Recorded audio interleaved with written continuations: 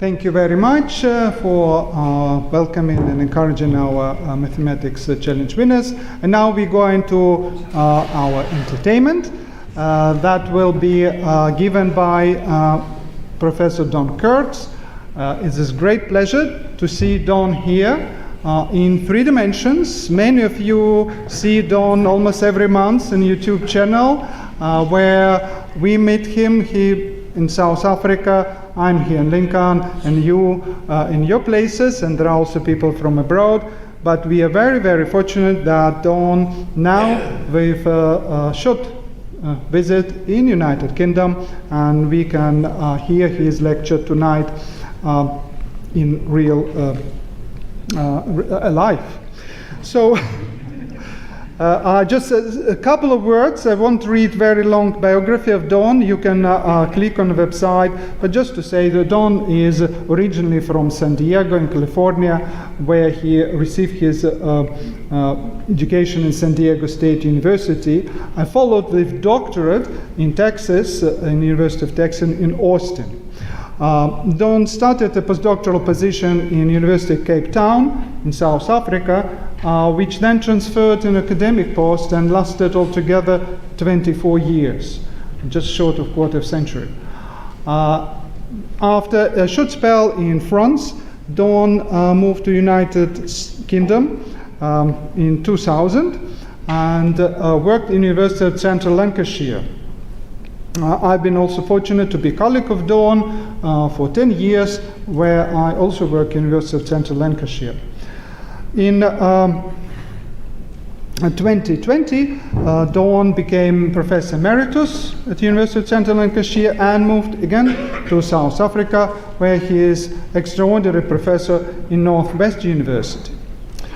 In his long career, Don spent hundreds of hours observing fantastic objects in space, and he wrote multiple research papers. He wrote already classical textbook, monography on astroseismology. He served as Vice President of Royal Astronomical Society, and in 2022 he was also awarded Royal Astronomical Society Service Award. And as a part of also that, for his extraordinary outreach activities of bringing world of astrophysics to audiences in all continents, and just one continent left, I believe, we're still to do. And with that, please do join me in very warm welcome to Don Kurtz.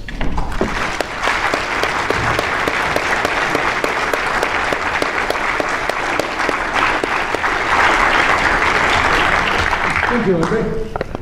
Are you going to sit now? Yes, I'll just put light on. Yeah, bring the lights down to 3 there for me. Good evening, everyone. It is nice actually to be here live.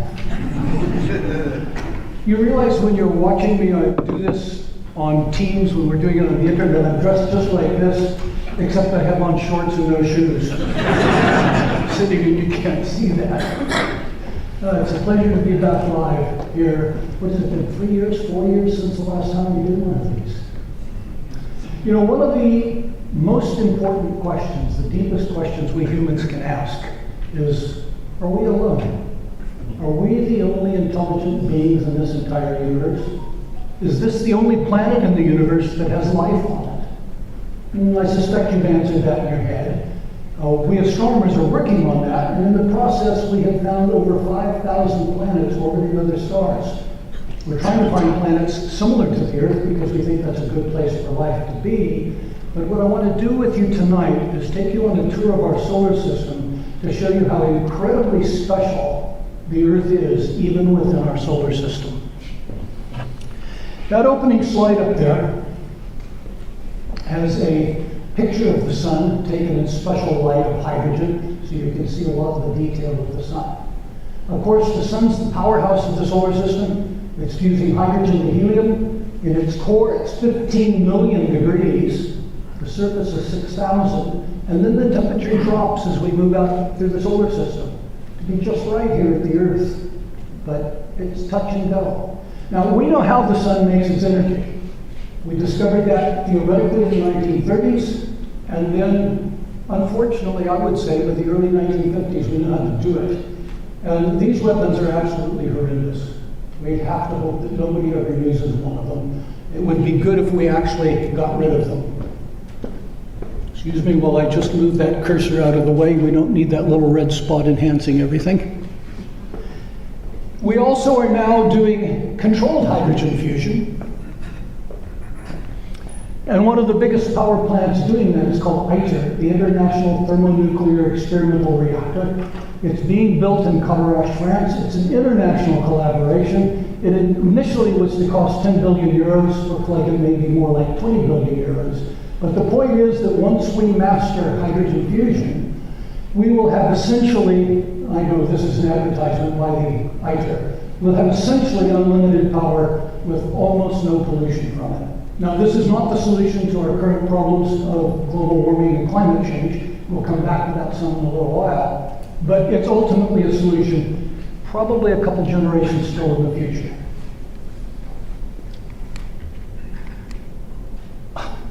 Excuse me while I master my devices here. This is a picture of a hurricane. These are the biggest, most powerful storms on planet Earth. All right, you saw in the news last week that an entire town in Mississippi disappeared when it was hit by a tornado.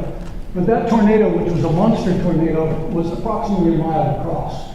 This hurricane stretches for hundreds of kilometers from one side to the other, and the wind speeds near the eye can reach 200, 240 kilometers per hour for a Class 5 hurricane. One of those things comes in and the wind comes from that direction and it just wipes almost everything out. The eye passes over, weather gets nice for a little while, and then the wind comes back from the other direction and finishes the job. I'm going to show you in a little while hurricanes on a couple of other planets that are bigger than planet Earth and have been blowing for hundreds of years.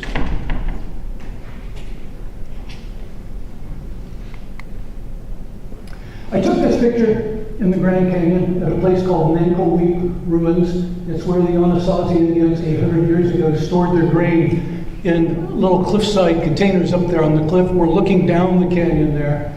That was on a 15-day rafting trip down the canyon. I can recommend that to you highly. It's one of the world's great trips. 15 days down the Grand Canyon. Every single night you camp in a different era of the Earth's geological history. Until finally, in the deepest part, you're 2 billion years back into the past in the deep Michigan coast. I'm going to show you in a little while a canyon on another planet that utterly dwarfs this. We think of these things as being big on the Earth. I'm showing you the Earth to put into perspective the other planets that we're going to be looking at. I'd like to say a few years ago, but I think it's more like 20 now, I went for a walk with a man named Jamlin Tenzing. You may know his name because his father was Tenzing Norgay, who was one of the first 2 men to climb Mount Everest. And Jamlin and his team took a group of us to walk to a pass called Gochela at 5,100 meters in Sikkim, looking out to the world's third highest mountain, Kachunchunga. Not quite as high as Everest, but pushing, we're in the 8,000 meter range. And again, I put that in for perspective. I'm going to show you a mountain later that utterly dwarfs the highest mountains on this planet. This is a picture from South Africa, where I'm living now. I don't live near this particular place. It's not too far from Pretoria and Johannesburg. This is the Vredefort Dome. It's a meteorite impact, and it's the oldest one we know on the Earth. You can see the curvature of the meteor crater on one side. It stretches over 300 kilometers. It hit 2 billion years ago. Now, the Earth has been pummeled by rocks from space for its entire history. But of course, wind, rain, erosion, continental drift erases a lot of that history so that we don't see so many of these craters. This one's got an interesting result that came from it. Before that meteorite hit outside Johannesburg, the gold was 15 kilometers underground, which would be utterly unreachable. That impact turned the rock up and over and brought the gold up near the surface, and that runs a lot of South Africa's economy. And if you're wearing gold right now, many of you are, it maybe came out of this. And that gold was a result of the bringing it was accessible because of the meteorite impact. I'll show you meteor craters now elsewhere. Now, this is not a meteor crater, but it illustrates what happens when a big rock hits a planet. In this case, this is a famous picture by a man named Doc Edgerton. In the 1930s, he was developing high-speed photography. You can do it on your phone now. Back then, it was absolute technical expertise to do it. It's a picture of a milk droplet that has come down and hit a red tin, and it's hit and gone splat, and you can see the ring traveling out from where the milk has now splattered out. And that droplet you see up there is not the next droplet coming in. That's the bit that hit dead center and it bounced back up again. That's what happens when a meteorite hits the Earth. It smashes into the ground, it melts the rock. A big impact will take the impactor 10 or 20 kilometers down into the crust. It melts the rock, and then that molten rock bounces back up, and we can see meteorite craters all over the solar system with a mountain peak in the middle, just like you see that droplet here coming back up off that tin. There's a famous example. This is a little moon called Mimas. It's about 500 kilometers in diameter, orbits Saturn, and it has a crater on it there that's 130 kilometers across. Look at the mountain in the center. But I think some of you are having a mental flash right now that this looks like something you've seen before. From the first Star Wars. The so-called Death Star spaceship from space. You know, some people think that there's a real resemblance here. That could just be a coincidence, I think.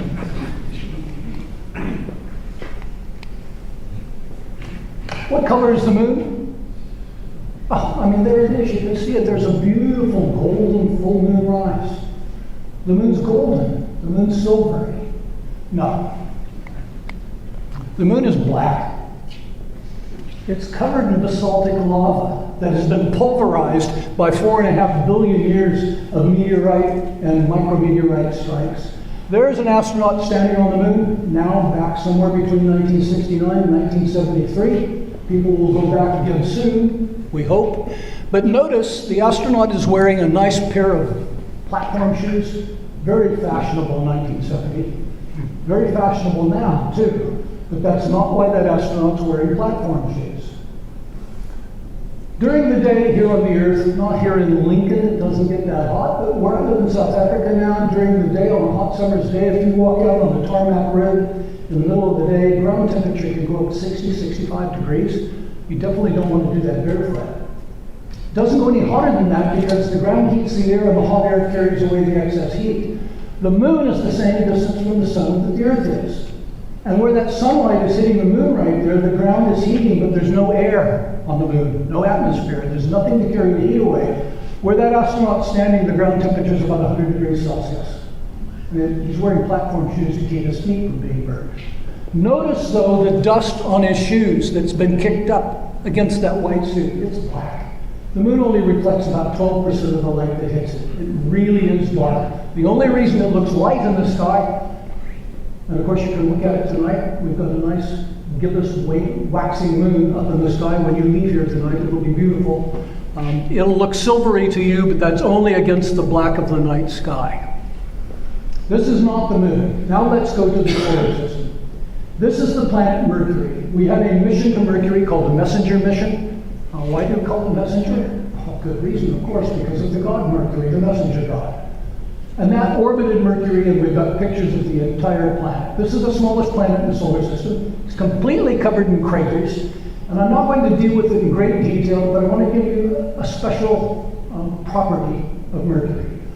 The moon has one face locked to the Earth, so you always see one side. Mercury is almost like that for the sun, but not quite. Mercury is locked so that the length of time that it takes to rotate is exactly 2/3 the time it takes to go around the sun. And the consequence of that is if you could go to Mercury and stand there, the sun comes up over there, and by the time it sets over there in the west, you have gone around the sun. It takes 1 year on Mercury. And then it takes another year for the sun to come back up again. 1 day by the sun on Mercury takes 2 Mercurian years. Now Mercury's in an eccentric orbit. It gets close to the sun and goes faster, and then it gets farther away and slows down. And when it gets close and goes faster, it's actually orbiting faster than it's rotating. And if you're standing at the right place on Mercury, you can watch the sun go up, and then as you get near perihelion, the sun slows down and stops, and it goes back down at the right pace. And then it stops and it comes back up again. What a remarkable place to go on holiday. The temperature is 430 degrees Celsius. You're going to need very good equipment to do that.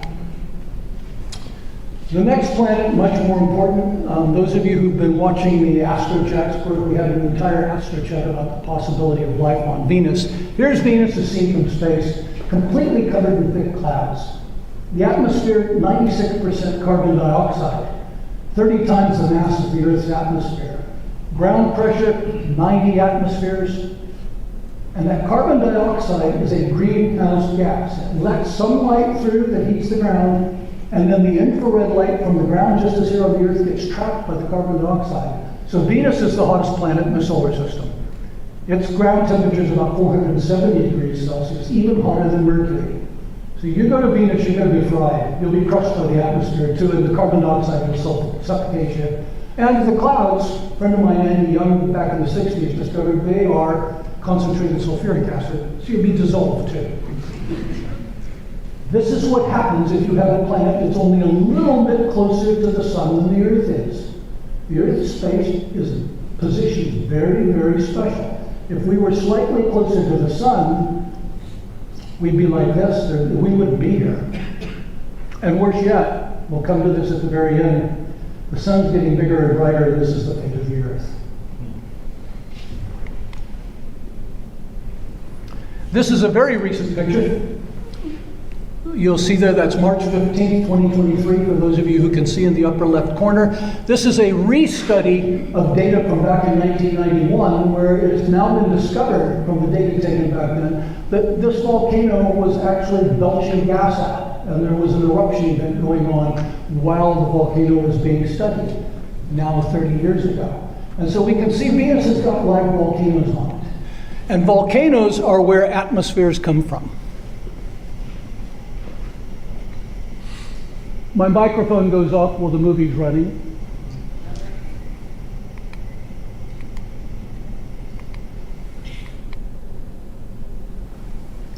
And so that last one you saw, gas belching out of a volcano, it's mostly carbon dioxide, some water vapor, lots of ash. And in this particular case, this pyroclastic flow is coming down the mountainside at about 150 kilometers per hour. The temperature inside the flow is 300 degrees Celsius. What happens if you get caught by such a thing when a volcano erupts? Well, we know the answer to that. That's what happened to Pompeii. Those people had no chance. Our atmosphere came out of volcanoes when the Earth was young, and it was mostly carbon dioxide. Venus's atmosphere came out of volcanoes. It was mostly carbon dioxide. The difference here on the Earth is we were far enough from the sun that the water condensed into oceans. The carbon dioxide dissolved into the water, was turned into limestone, and we ended up with this nice, much lower atmosphere. Initially nitrogen, and then of course life produced the oxygen to make this livable for us. What we're doing now is we're pumping up the carbon dioxide level in the Earth's atmosphere. If you look at the planet there, the atmosphere is incredibly thin. The biosphere, where life is possible, typically within 5 kilometers of the ground.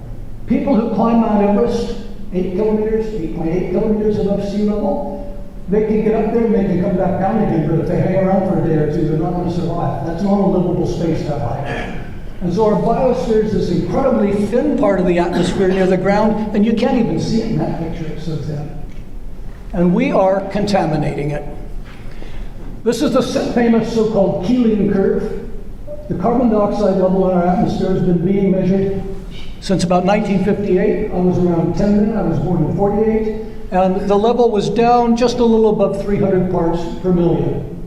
And the wiggle you see is the annual wiggle as the seasons change, since most of the plant matter on the planet is in the northern hemisphere. It goes up and down with whether the plants are having respiration or not from winter to summer. But notice the climb in the carbon dioxide level. So now we're up to around 420 parts per million. That carbon dioxide traps heat, and that's what's changing the climate. We're doing it, you and I. I do it too. We get in our cars and we drive there, get in planes and fly there. If you want to stop burning hydrocarbons, if we want net zero, there's an easy solution to that. Stop taking it out of the ground. Because if the oil companies take it out of the ground, you and I will burn it.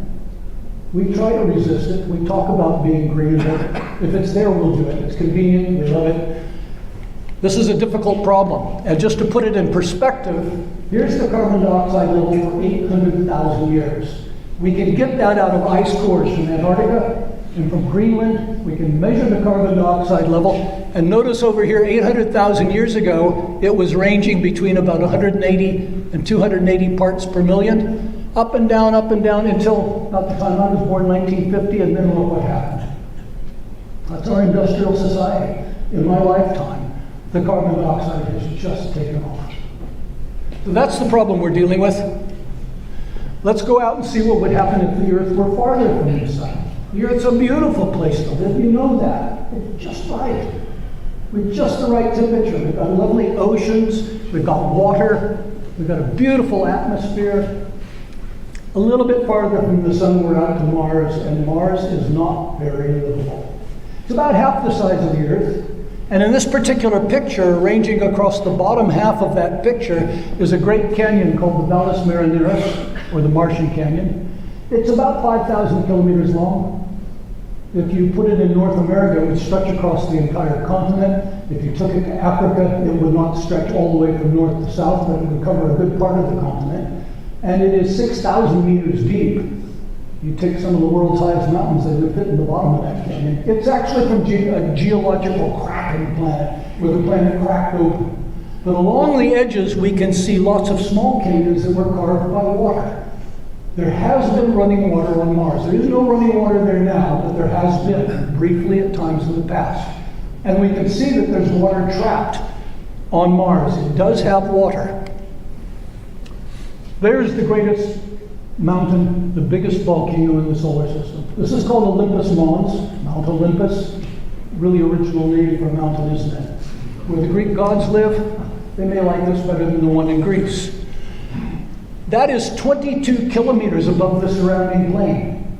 Mount Everest is 8.8 kilometers above sea level. Thing's vastly bigger than Mount Everest. And if you brought that here, it's roughly about the size of France. It would cover the country. But this vast volcano on Mars. Now, Mars has had many, many space missions to it. About half of them have failed. They've sometimes failed on launch. Some of them have crashed into the planet and not succeeded.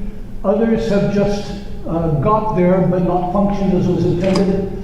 If you work in the space industry, if you work on a space mission, from the time you get an idea that you would like to build a space mission, to go to Mars, to study it, till you get to the point that you've written an application and succeeded in getting the funding, and sometimes you have to do that year after year after year after year because there's so much competition.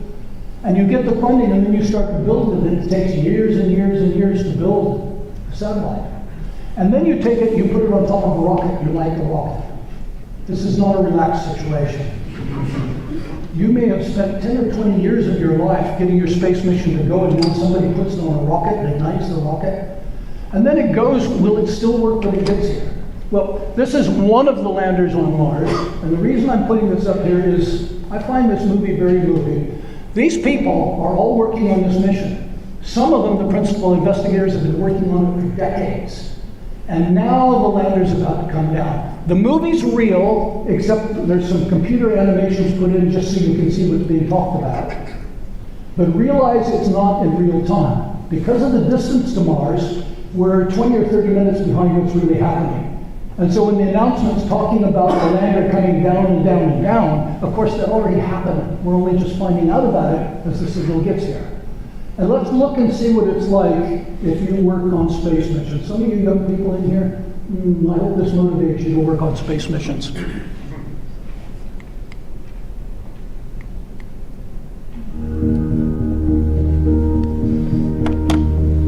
Inside is now traveling at a velocity of 2,000 meters per second. Inside has passed through peak deceleration. Telemetry shows that the spacecraft is now about 8 Gs. Inside should now be experiencing the peak heating rate. When stations are observing signals consistent with parachute deployed.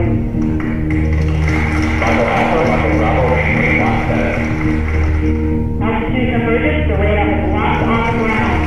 Yes.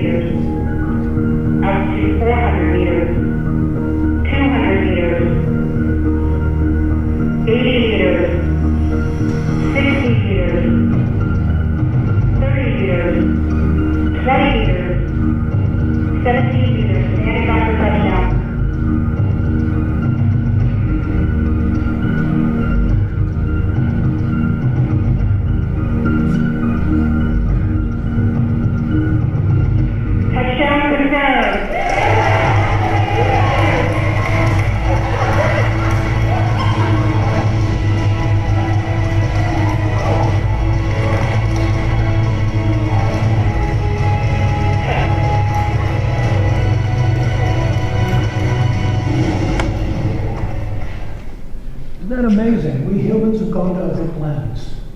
And we're there now. We've got rovers on the planet. Some Curiosity went to Mars to work for a short period of time, and 23 years later, it's still driving around on the surface of Mars.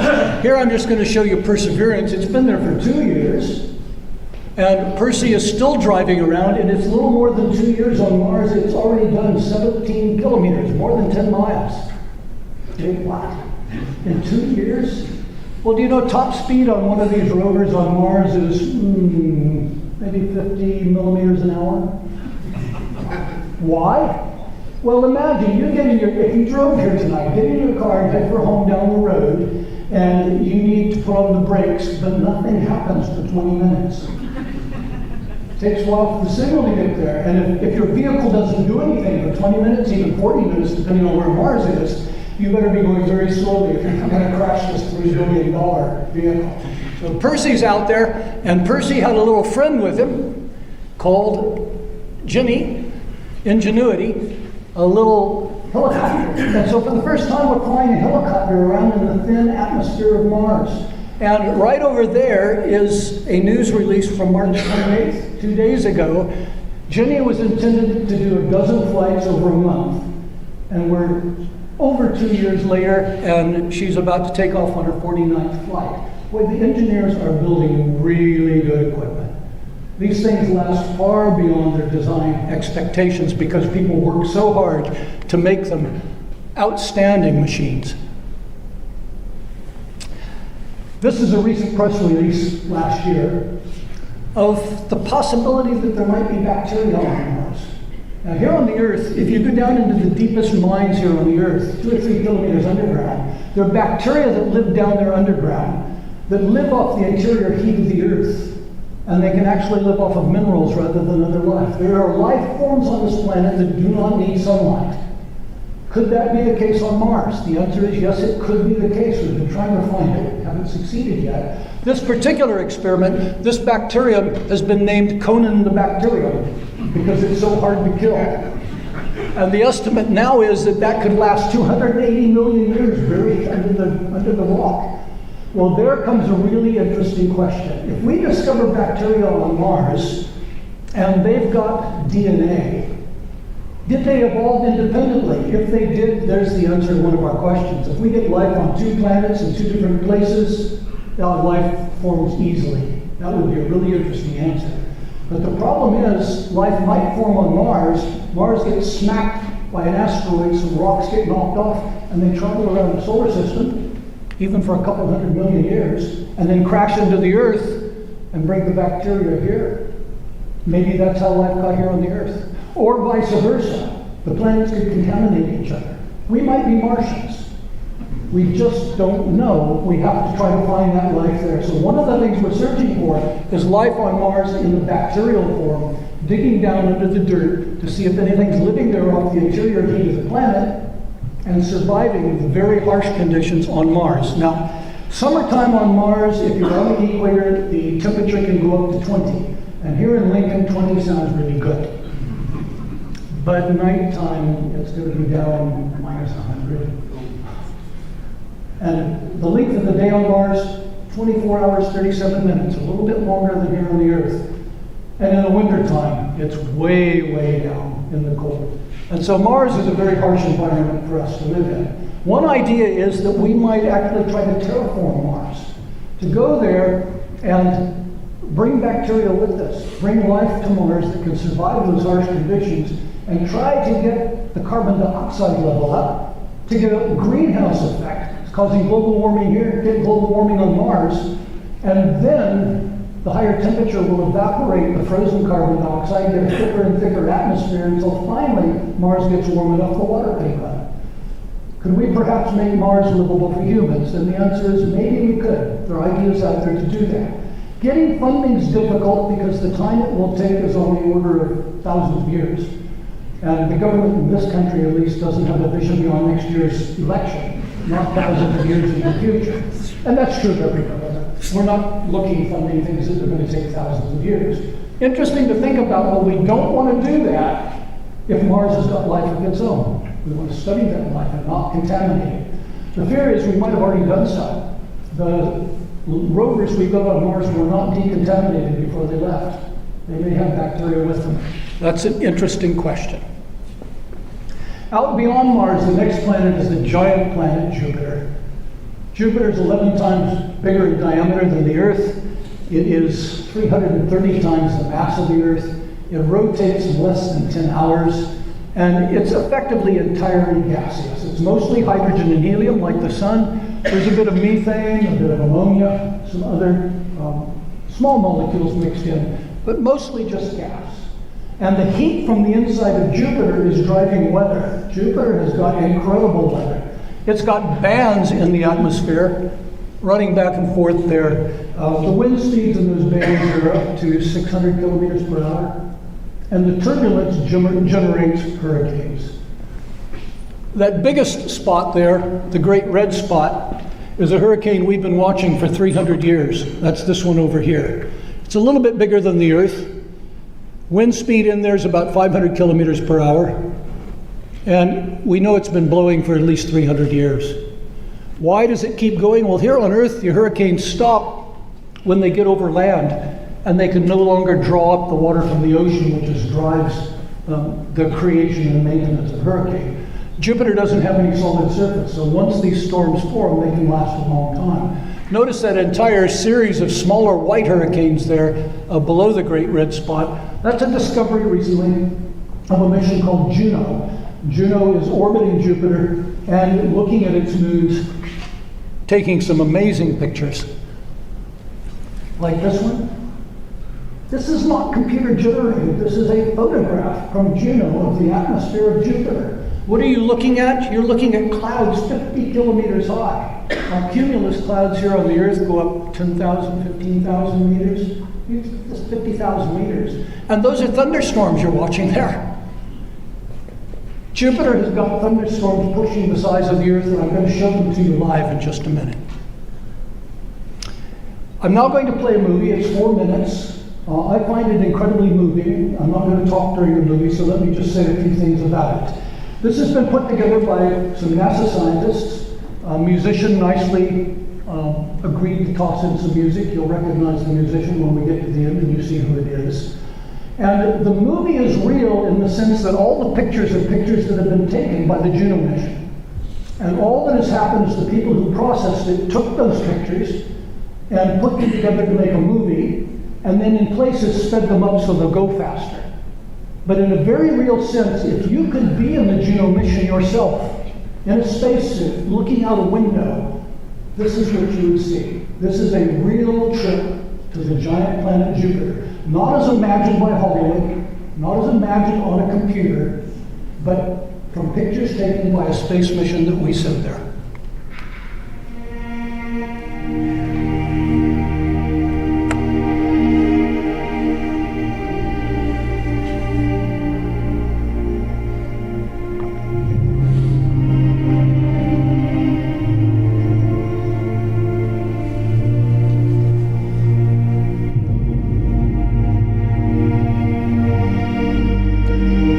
This is the moon Ganymede.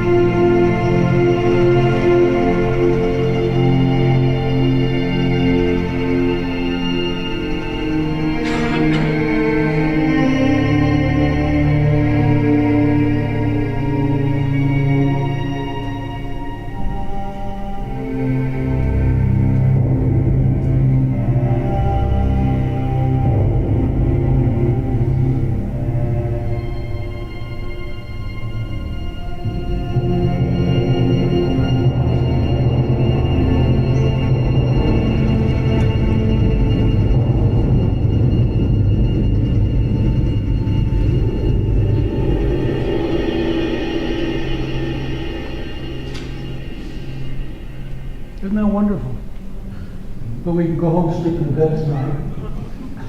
It's a long trip out to Jupiter. That was fantastic. A real trip to the giant planet Jupiter. Jupiter's got 4 large moons, which were discovered by Galileo when he first turned the telescope onto the sky in 1609. 2 of them, Io and Europa, are the size of the Earth's moon. Callisto is about the size of Mercury. Ganymede, who you saw in that movie, is larger than Mercury. Io is very close to Jupiter, and its tides, for those of you who heard the tides talk, the tides have stretched Io to where it's heated and it's covered in live volcanoes. Europa, a little bit further out, is covered in water ice. But the tides from Jupiter crack the ice, and they can tell there's an ocean down underneath the ice of Europa. We have got new missions headed out to Jupiter to study these moons more carefully. We don't yet have funded a lander to land on Europa, but that's a goal, to melt through the ice and go look at the ocean to see if anybody's living there. Here on the Earth, if you go 4 kilometers deep in the ocean, you get features in the ocean oceanographers call black smokers. They're hot water vents coming out of volcanoes in the deep ocean, where the water comes gushing out at 300 degrees Celsius. Now, it's not boiling at that temperature because the pressure's so high. It hits 2 degrees Celsius seawater around it, and the minerals in the water coming out condense, and you see them as kind of a black smoke. That's how they get their name. There are bacteria that can live on those minerals. And then there are fish, clams, tube worms, crabs, entire ecosystems that live 4 kilometers underneath the ocean that do not depend on sunlight. They live off the interior heat of the Earth. Could there be such places underneath the ice in the oceans of Europa? And we say, definitely maybe. Let's go look someday. Now, when I was a student taking my first year course at San Diego State in San Diego, I was majoring in biology and physics and maths, and I wanted to be an oceanographer. That was where I wanted to go with my career. I took an astronomy course from a great teacher and switched careers. I'm very happy with it, but this next movie comes from the oceanographers who've now got submersibles, now not with a person in it in this case, they're robotic, but they've gone down to look at one of these black smokers. Here's an artist's impression of some of that water being blown out through the ice on Europa with Jupiter in the background. And then here, from Nautilus Live, ship location is off San Pedro, that's in California, and they're out looking at very deep trench at one of these hot water vents. Oh, they're out, sorry, this one's in the Galapagos. You have to be careful because you can melt things. Yes, you can. Right. That's good to hold. Wow. Awesome! All right, guys, I was right away. Yes. There it is. Wow. The iconic structure of oceanography. Looks like a little beehive up there, huh? Doesn't it? It is a beehive. Wow. How long have we known? When was the first vent discovered? The first vents were discovered in 77. The first smokers in 82. That crab on the right, maybe Predator. That's pretty cool, right? Cyanidea. Those look just like Galateas, but maybe. Okay, now let's do zoom up. Isn't that amazing? That you can go down 4 kilometers in the ocean and look at these life forms that don't depend on sunlight. Maybe that's why life first formed here on the Earth. Some people speculate that might be the case, and then spread into the upper ocean, into the land. Maybe our ancestry takes us back to a place like that. Now, of course, this is most people's favorite planet, Saturn with its incredible rings. 136,000 kilometers out from Saturn to the outer part of the rings, but those rings are made up of millions, billions of tiny little moons, the size of your head, maybe the size of a car, all orbiting about Saturn in their individual orbits. Here's a close-up look from the Cassini mission, and look that you can see right through the rings, down to Saturn, and you can even see the shadows of the rings being cast onto the planet. Although they're 136,000 kilometers away from the planet to the outer rings, they're only about 100 meters thick. And here's an artist's impression of what it would be like if you could travel into the rings. Now, we've sent some satellites through the rings, but we've done it very quickly. You wouldn't want to go there and spend any great length of time because the chance of running into one of these snowball rocks is very high. So the rings are just made out of small rocks with lots of water ice, little snowballs full of rock orbiting about Saturn. This is a picture of the North Pole of Saturn up at the top of the picture there. And I want you to notice that there's a big storm up there. It is 2.5 times further across than the diameter of the Earth. 2.5 Earths would fit across this storm. And remarkably, it's shaped like a hexagon. Is that real? Can you really get a storm that's shaped almost perfectly like a hexagon? And the answer is yes. These are jet streams on Saturn, and these jet streams, we can even do simulations in the lab and produce hexagons, octagons, squares. These can be produced naturally. And the case on Saturn, this doesn't happen on the Earth because our jet streams have mountains, oceans, land, and they get diverted off in different directions. Here on Saturn, with just purely gas, they can form this hexagon, and then down right in the very center is a hurricane more Earth-like, except that this one is not quite as big as the Earth, but it's approaching that size, and the wind speed's 500 kilometers per hour, and the clouds stand 100 kilometers high, right at the pole of Saturn. Saturn has a little moon called Enceladus. Enceladus is only about 500 kilometers in diameter. It's not very big. It's covered in ice. And we thought, before we saw these pictures from the Cassini mission, we thought that Enceladus would be just a dead moon with some craters on it. It's far from that. If you look at the bottom, you can see stripes running along on the ice. Those are called the tiger stripes. You can see where the name comes from. And there's a picture from Cassini with the tiger stripes along the limb, and we can see water blowing out of them. And with a spectroscope, we can tell that that is seawater, it's salt water. Enceladus has got an ocean of salt water underneath the ice. We're not quite sure yet what heats the moon, but it's heated enough, it's got a saltwater ocean. Here's another place to go look for life, like around the black smokers deep in the Earth's ocean. Within our own solar system, there are places where there could be life. Now I'm taking you farther out in the solar system. I'm not showing you a picture of the giant planet Uranus. It's about 4 times the size of the Earth in radius, but it's got a very smooth surface and it doesn't look like a lot, except it could be fun to see it for yourself. And tonight's the night. If it's clear tonight when you get home, let's say around 9 o'clock, you left this lecture at 9 o'clock, it's just got dark, look off to the west and there's Venus. Venus it's really bright. You're not going to make a mistake that it's Venus.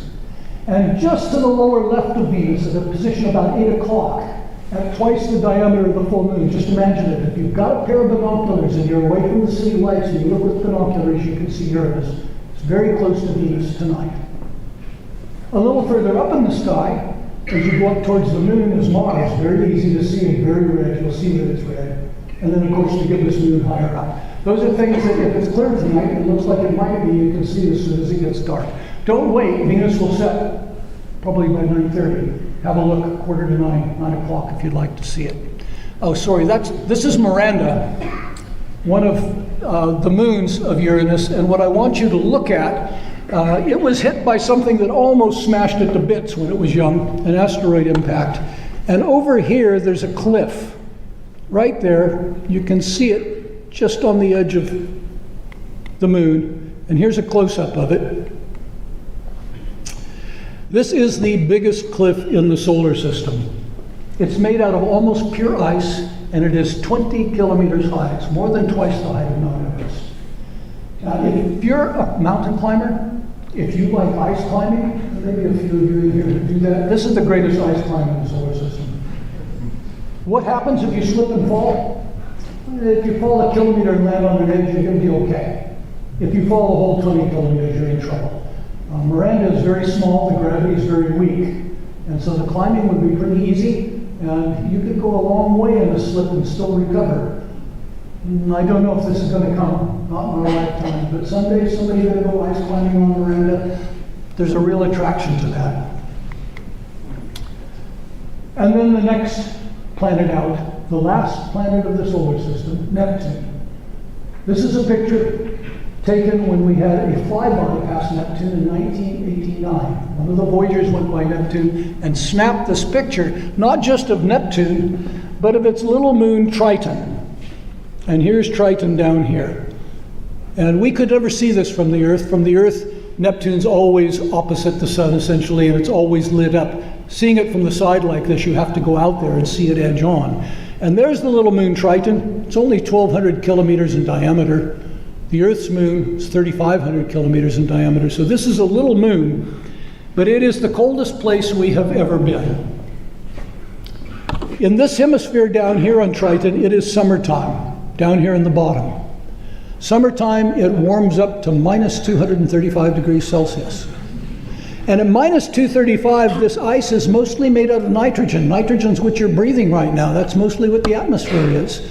And the evaporated nitrogen blows out as geysers, and you can see these black streaks as the air comes, it gets turned into air and blows away in the wind. And the wind travels over here to the winter hemisphere where the temperature is minus 238. And at minus 238, the air freezes and falls to the ground as snow. Now, the seasons on Triton last for 160 years from summer to summer. And so 80 years from now, my prediction, and I can see some people sitting in the back who will still be here in 80 years. And so please remember this. In 80 years, this hemisphere up here will probably look like this with geysers, and the other hemisphere down here will turn into this frozen snow, frozen air snow. All you have to do is wait 80 years and you can see it for yourself. So there's the coldest place we've ever been. But you say, well, why is that the coldest? Because we've been to Pluto, and there's a picture of Pluto. The New Horizons satellite went by Pluto. And furthermore, aren't you saying, well, why isn't Pluto a planet anymore? Why did the astronomers rob us of having Pluto as a planet? When we were kids, we learned Mercury, Venus, Earth, Mars, Jupiter, Saturn, Uranus, Neptune, and yet we took that away from you. Humans since antiquity have known the planets Mercury, Venus, Mars, Jupiter, and Saturn. Of course, the ancients didn't know the Earth was a planet. You're on it looking up. But we knew the other five. Humans have known that since they were conscious. Then in the late 1700s, William Herschel from Bath discovered Uranus. And he became famous, not only in his own lifetime, but forever, for having discovered a planet. First human who've ever done that we know of. And then other astronomers in the 1800s predicted from the motion of Uranus that there should be another planet. They're tugging on it.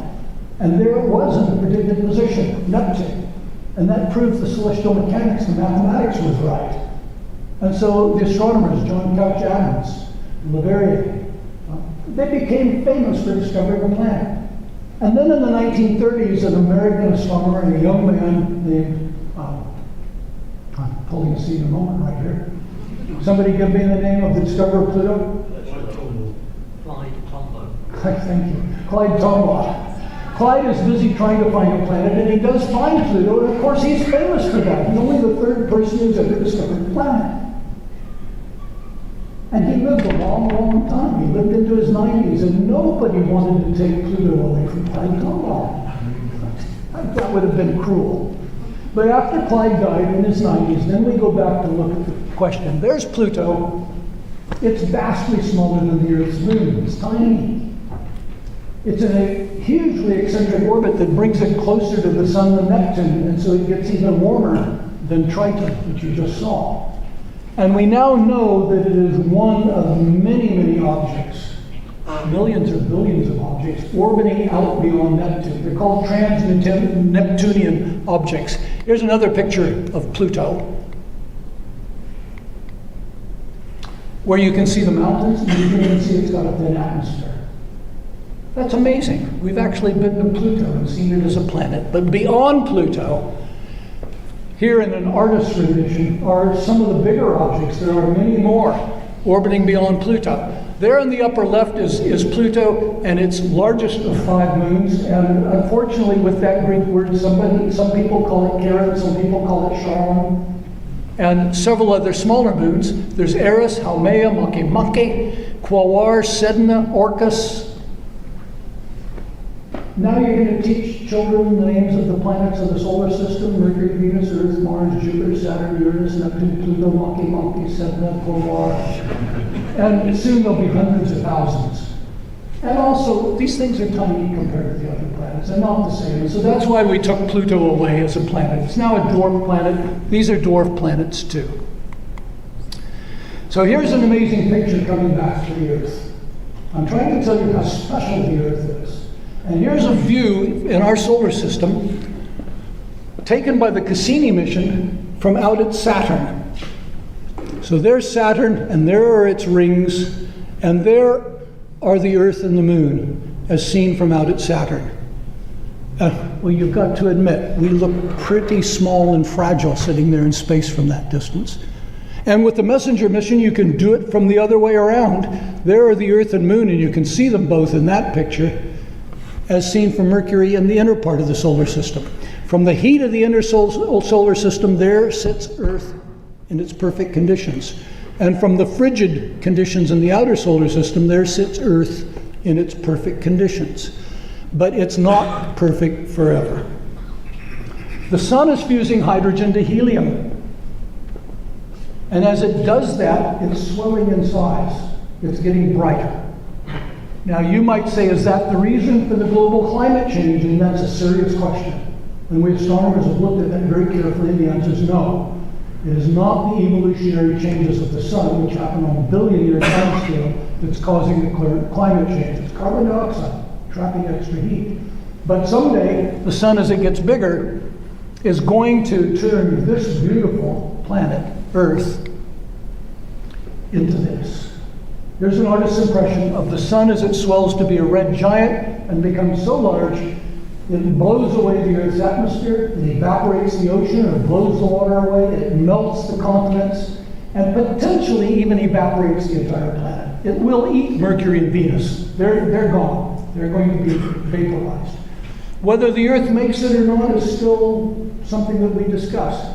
The size the sun's going to get is about the size out to the Earth's orbit. And so whether the Earth survives as one hot dead rock or gets vaporized, you can lie awake at night worrying about which of those are going to happen. So the Earth is really sandwiched between fire and ice. It's very delicately balanced in exactly the right place. I've just told you it's going to die, but everything is born and lives and dies. That's true for stars, it's true for planets. And I would like you to go away with more appreciation and satisfaction with how beautiful our planet is and how special it is. And also with your knowledge of how different the other planets are, just being a little bit different in distance from the star. And then as time goes by, we astronomers will talk to you more and more about the 5,000 plus other planets we're discovering and beginning to look at to try to find the conditions that are similar to here on the Earth. To answer that big question, are we alone? Is there somebody else out there? Could we contact them? Could we talk to them? I hope so. Thanks for your attention tonight.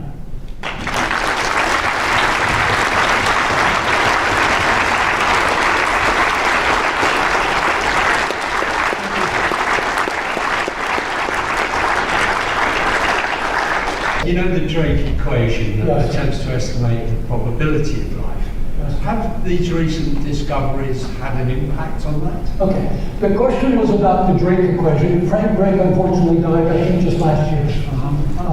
He made up an equation to try to calculate the probability of life and intelligent life in the universe, starting off with how many stars have planets. Do you know, we now know that in the Drake equation, that number is very close to 1. Took care of that. And then of those, how many of those planets are in the right place where they might be like the Earth, the habitable zone, and we're getting a number for that. But then the equation goes on to how probable is it that life would form, and if it does, how probable is it that intelligent life would form? And for both of those, we know the number is somewhere between 0 and 1. But we have no. Until we can find, so I'm assuming we will, until we can find life somewhere else, that equation leads to no conclusion whatsoever. But its advantages is it shows you how to think about the problem. And so it's fun to use the Drake equation to think about those things like how many stars have planets, how many are in the right position. Hi, I just wondered, if you could design a mission, what would it be, and where would you like it to go, and what would you want to study? Okay, that question was, if I could design a mission, where would it go? What could I do with it? Oh. Now, I've got an answer to that. Other people are doing this, and my favorite mission that may not come in my lifetime, but will come soon enough, is a lander on Europa. There's a Europa clipper going out that is going to study Europa, but not land. That's funded, and it should be launched next year.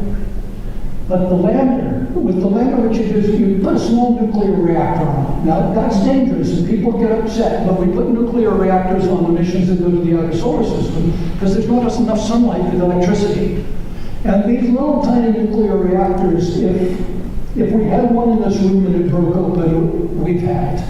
They're dangerous.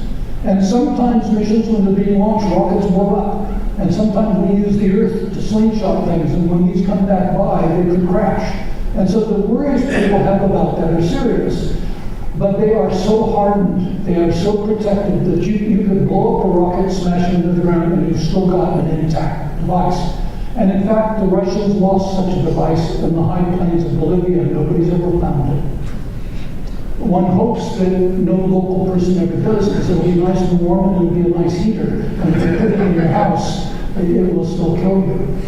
So that's not so bad. So the idea is land on Europa with a little nuclear reactor. It makes the satellite hot.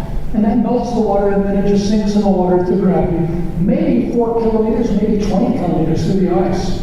Pops out into the ocean, and then it sends out a little swimmer with cameras that goes around looking for those things. Of the missions that are coming in, even if I were designing one, that's the one I would like to see. That's really exciting. And the radio waves can come out through the ice, we can talk to it.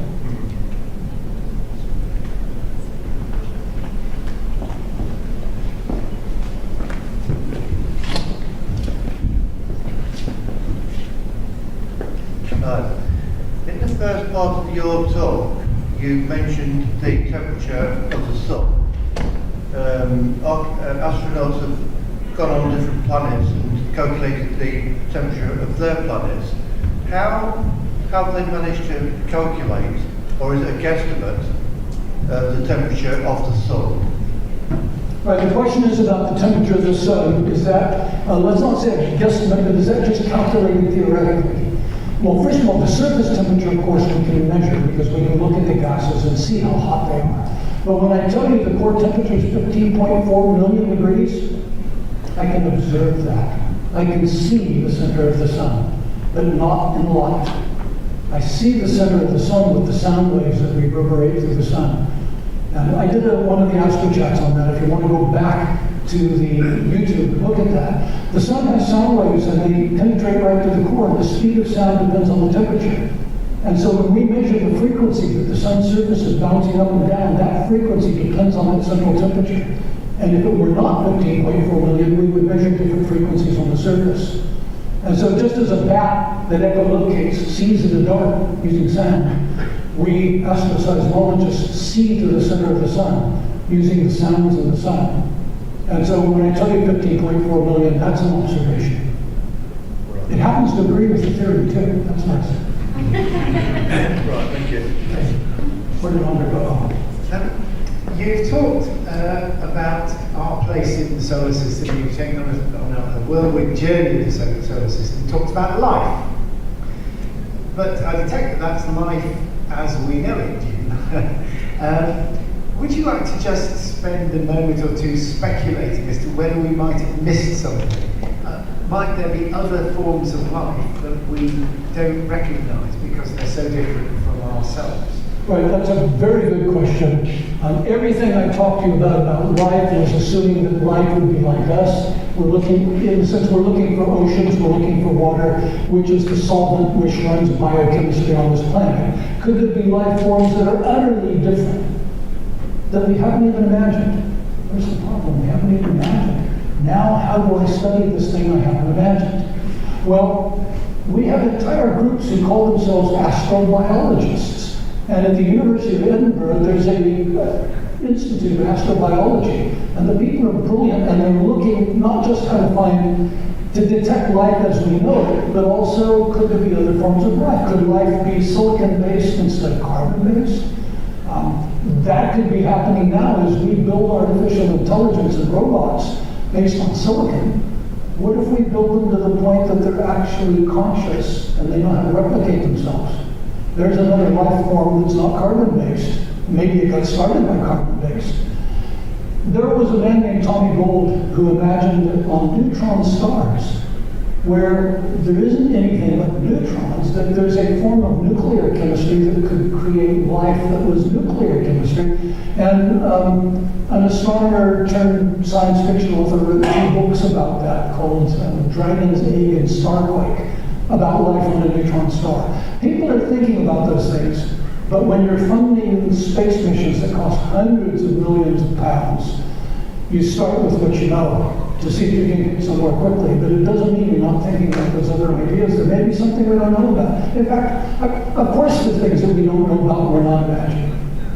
The universe is going to be a great disappointment to me if there aren't some surprises like that. I wondered if you thought it was likely. Oh, is it likely? Well, now, you want just my opinion, or do you want me to talk like a scientist? Because likely means I'm going to calculate the probability, and now you want to know what the probability is that there's something there that I don't know anything about. And it's somewhere between no probability at all and guaranteed. And I would put it in that range. My personal prejudice, as a prejudice, I would say probably. As a scientist, I would say I don't know. I have to be careful. I'm supposed to be an expert.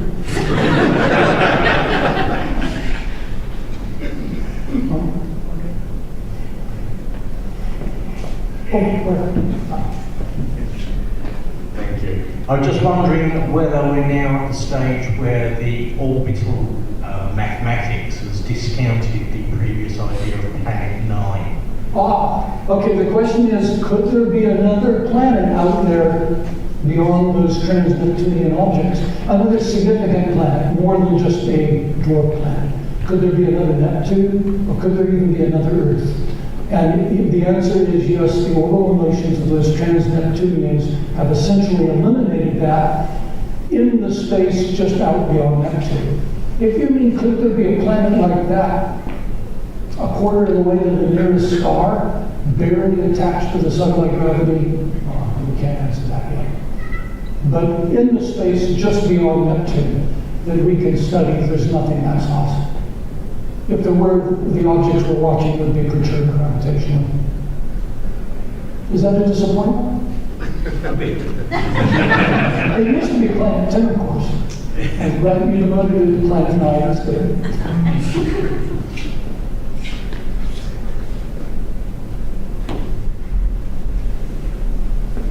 Thank you.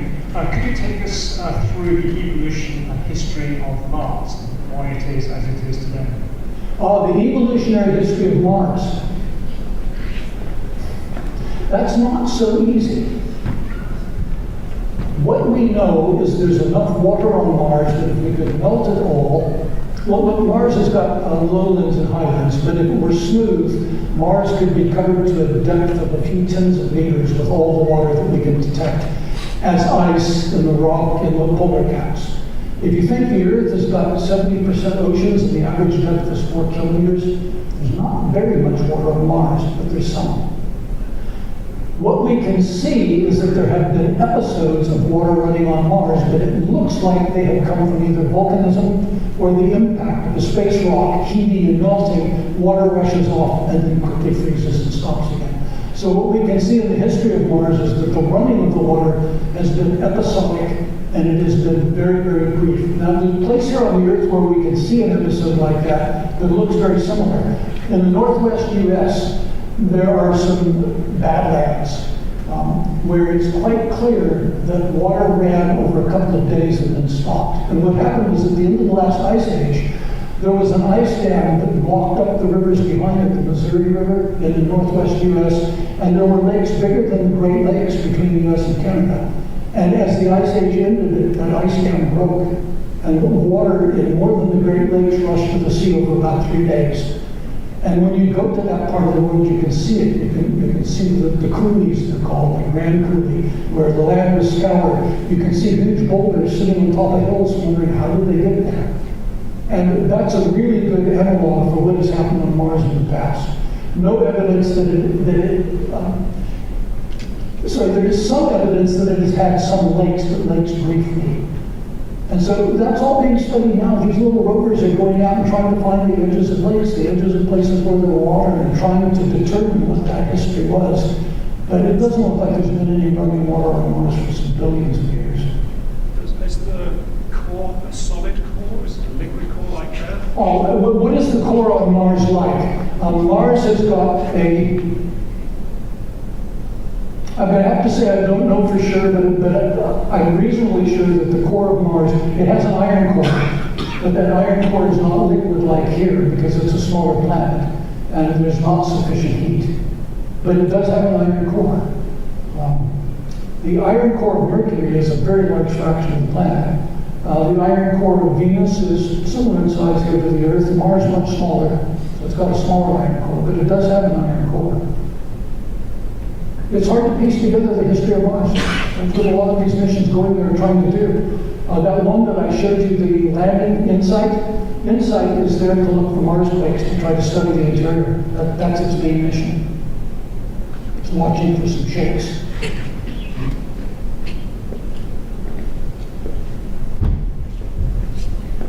It's actually connected to that previous question. You talked briefly about Mars and generating an atmosphere. But how would you protect the atmosphere?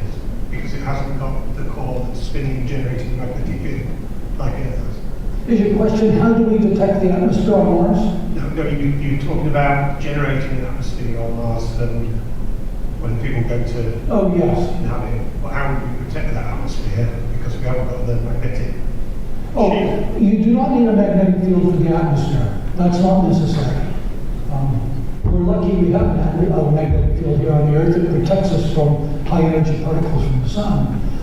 But on Mars, we can detect the atmosphere on Mars, and we've been doing that for more than a century just with spectroscopy. Of course, we're there now, and we've got labs that can collect bits of the atmosphere and study them chemically. But you can see the atmosphere of another planet just from the light, just as we do for the stars. And we're already detecting atmospheres of planets orbiting other stars. That's already successfully been done. It's one of the main missions of the James Webb Space Telescope. Besides doing deep cosmology at the beginning of the universe, it's looking at the atmospheres of other planets using spectroscopy. And so if we can make Mars warmer, paint it black, I mean, this isn't feasible, but that would trap some heat, get some carbon dioxide to evaporate, get a runaway greenhouse effect. From here on the Earth, looking at the atmosphere with simple spectroscopes, even on small telescopes, we can see the atmosphere grow. That's actually an easy thing for us to do. Okay. Why do some planets are like gas magnet and some of them are solid? Oh, the question, why are some planets gaseous and why are some planets solid? And the answer is entirely size. In the case of, let's take the moon. The moon is smaller than the Earth, has 1/6 Earth gravity. Why doesn't the moon have an atmosphere like the Earth? And the answer is that the temperature of our atmosphere, which would be the same as on the moon, the gas is moving so fast. Temperature measures how fast particles move. The gas on the moon is moving so fast it can escape the gravity. And it just drifts away. Out in the outer part of the solar system, where it's cooler, the gas isn't moving so fast. And so a little rocky planet like the Earth forms, and it can hold a bigger atmosphere. And with the bigger atmosphere, it now has more gravity, and so when the planet's forming, it can capture more gas. 90% of the gas in the universe is hydrogen. 8% of the gas in the universe is helium. And so out of the outer solar system, where it's cool, the rocks smashed into each other and made something the size of the Earth. It's down there inside Jupiter. And that was able to hold on to some of that gas because it's cooler. The gas is not moving so fast. And that gave the planet more gravity so it could grab more gas. And it grew into this gas giant. Now that thing down in the middle of Jupiter is not like the Earth. It's made out of the same stuff as the Earth. But the temperature down there is hundreds of millions of atmospheres. And it's probably about 20,000 degrees absolute because of the pressure. And so all that stuff that's like a rock here on the Earth it's more like the mantle of the Earth, where the rock flows and it moves, rather than a solid surface. If you could dive down in the atmosphere of Jupiter and not be crushed, there's no solid surface to walk on, even when you get down to the middle where the rocky stuff is. So it's cooler, farther away. Now there's a puzzle, because I would have told you 10 years ago, certainly 15 years ago, maybe even 10, that when we discover other planets on other stars, there will be little rocky planets near the star, and there'll be big gas planets far away from the star. And the very first planets we discovered were big gas planets like Jupiter, orbiting so close to the star they only take a couple of days to go around. And our theory said those things can't be stable. The star's going to blow away the atmosphere. And it looks like the theory's right. Those planets are not stable. They haven't got much life left. And with that, we developed the theory to understand how solar systems form. And in most solar systems that you make in a computer, you get these big gas giants and they interact with each other and they slowly spiral in, interacting with each other until they get close to the star. Here in our solar system, Jupiter's sitting out there. When comets come in, big rocks come in, Jupiter flees them away. And that makes it a pretty safe place to live here on the Earth, where we only get bombarded by something big enough to kill almost everything every 100 million years or so. If Jupiter had come spiraling into the inner solar system like in other planetary systems, the Earth would have got flung out. And those solar systems have just got some big, what we call hot Jupiters. So we were completely surprised. The other solar systems mostly are not like ours. Ours is unusual. And Jupiter's, it's a big protector. It takes care of us and makes sure that we don't get hit by big things very often. That's not just good luck, it's why we were here. If we got hit by something big and had mass extinctions every million years, we would have never evolved at this point. Just another question, if I may. The ending of the universe, so you've got the theories of like the big rip, the crunch, the fall, etc., the rebound. Do you have a theory about the end of the universe? Okay, for those of you that was a good. We've now gone on to another topic. Do I have a theory for the end of the universe? No. And I'm not at all disturbed by that. But let me give you the main theory that we astronomers as a group agree looks the way the universe is. The universe definitely appears to have started in the Big Bang 13.8 billion years ago. If you want to ask what started the Big Bang, I'm a scientist, go see a priest.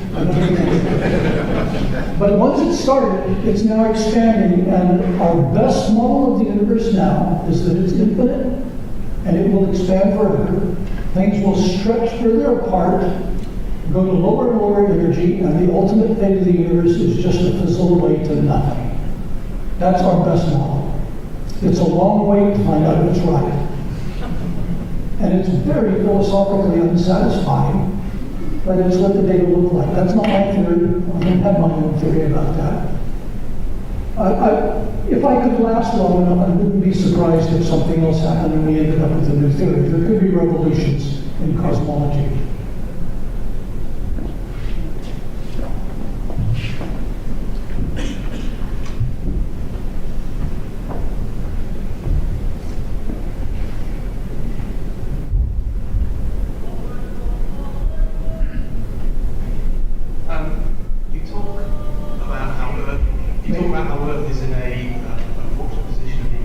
Goldilocks. So I wondered what you thought about Lovelock's guide theory.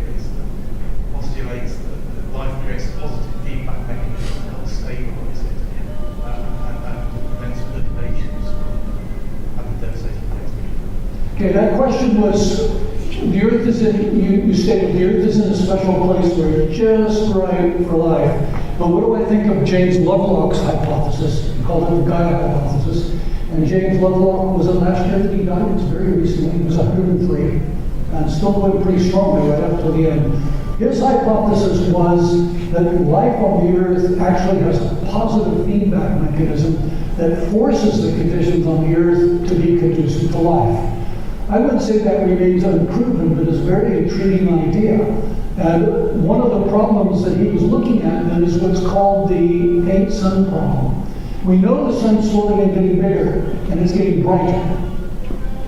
If we go back 3 billion years, the sun was significantly smaller and fainter, maybe 25% fainter. If the sun were to drop 1% brightness now, this would be snowball Earth. It would be ice from the pole to the equator, with a 1% drop in brightness. And yet, 3 billion years ago, when the sun was 25% fainter, we can see from fossil stromatolites, algal mats in the fossil record, that the sea temperatures were 25 to 30 degrees. How did the Earth remain warm 3 billion years ago when the sun was so faint? One answer to that is the carbon dioxide was much thicker in the atmosphere and was trapping more heat. But it's partially that and other bits of evidence that led Lovelock to suggest that as the Earth tries to drift away from being conducive to life, life somehow manages to force it back to the equilibrium where it's good for life. I would say that remains unproven, but it's an intriguing hypothesis and it's very fun to think about and to study. Another one. Why are the moons of Jupiter and Saturn so very different from each other and from other things that are floating around that are not just bits of rock? Why do they have all these structures and ice on them, sulfur and blah, blah. What makes them different? Okay, why are the moons of Jupiter and Saturn so different? Before we sent the Voyager satellites out to Jupiter, we would have told you, and I would have been teaching in my introductory astronomy, that we expected the 4 big moons of Jupiter. Jupiter's got 80, 82 named moons, mostly little captured rocks. But those 4 big ones, from the size of our moon to the size of slightly bigger than Mercury, we would have said they would look like Mercury, they would look like our moon, rocky with lots of craters. And then we got there and found out that wasn't true. And the reason for that at Jupiter is tides. Io orbits Jupiter in only 6 days, and it's so close that the tides of Jupiter are stretching it out of shape. Now, in the case of Saturn, those rings came about because some moon got so close the tides tore apart. The tides were stronger than the gravity that held the moon together. So Io is so close it's been stretched out of shape, and as it orbits Jupiter, it wobbles back and forth, and the friction has heated it. That produced volcanoes. So Io is volcanic. There's loads of water in the outer solar system. Water is really common. And so the outer moons are icy. We didn't expect that. In the case of Europa, there's enough, it's the next moon out, and the tide's strong enough to have melted the ice down below and made an ocean. And so you get an ocean with an ice cap. Callisto, the next moon out, sorry, Ganymede, the next moon out, the big one. I have Europa, Ganymede, the next one out. You maybe saw that in the movie. It's got these funny patches on it, like it's been cracked and stretched. It's got stretch marks. And so it's farther away, and there's still some tidal effect, but it's nowhere near as great as Europa and Io. But it has been affected, and that has twisted its topography. Callisto, the size of Mercury, the 4th one out, it looks like Mercury. Now, it's got a lot of water ice, and so when you look at those craters, they're full of water ice, but at the temperature out there, ice is as hard as rock. It doesn't flow under gravity. So Callisto is what we were expecting, and it's far away, the tides didn't do anything. So there's the answer for Jupiter tides. In the case of Saturn, its one biggest moon, Titan, it has a temperature of 95 degrees absolute in its atmosphere. That is minus 100 and, will be minus 173, minus 178 Celsius. And its atmosphere is made out of nitrogen with methane and ethane. And the atmosphere is 1.5 times the pressure here on the Earth because it's so cool. Because it's so cool, back to your question, it can hang on to the atmosphere. And we've actually discovered that there are lakes on Titan. We've got a landline. It's got lakes, it's got rivers, but the rivers are running hydrocarbons. This stuff you could probably run your car on. It's ethane and methane. And if you put them in an oxygen atmosphere, they would burn brilliantly. There's no oxygen. So that moon's very different because it's big enough to hold an atmosphere, but it's cool enough to hold an atmosphere. In the case of Enceladus, it's a bit of a surprise that it's got an ocean, not completely answered. Phoebe is covered in craters that look a bit, I mean, they're deep and they're weird and they're a bit like, not like Swiss cheese, but there are these strange deep cone craters going down and it looks like it's kind of a puffy rock, maybe styrofoam pools in it. Iapetus looks like some great god of the planets. Grabbed two little cups like this, stuck them together, and went like that, and made a moon that's got a mountain range over your IDT where the mountains are 15 kilometers high. Who ordered that? There's some really interesting questions on why those moons are so different. And if that intrigues you, look at some of the other moons of Saturn. They're wild and weird and different from each other. And we don't have an answer to your question for all of them, why they're like they are.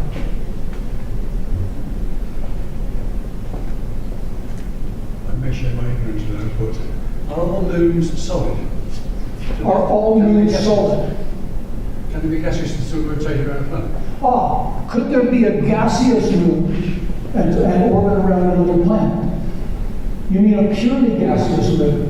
I'm not sure what I mean. Well, to be gaseous like Jupiter, Saturn, Uranus, and Neptune, they need to be big. Are all the moons we know solid? Are all the moons we know solid? Well, except for their outer atmospheres like Titan, yes. But there's no reason why you couldn't have a double planet with something like, say, Jupiter and another planet like Uranus orbiting about it as a double planet. I'm not sure how easy that is to form. I would have to ask colleagues who are doing solar system formation theory. But I don't see why you couldn't have. There are planets much bigger than Jupiter with something the size of Uranus orbiting them, and then you would have a moon that's purely gaseous. And we might even discover that around another star in just the coming years. Presumably, if the density was high enough, it would be counted from the planet. If the density were high enough? If the moon was gaseous but high density, there could be gravity between the small moon and the big gaseous planet. You're asking about density. There is gravity between everything. Everything's got gravity. You can't escape it. And so whether it's gaseous or not, there's gravity. If you were to go float over the surface of Jupiter in a little spaceship and hover up there, you would weigh about 2.5 times what you weigh here. You'd be very uncomfortable. Gravity is very strong. And so it doesn't matter that it's gaseous. Because they're gaseous, those planets are very low density.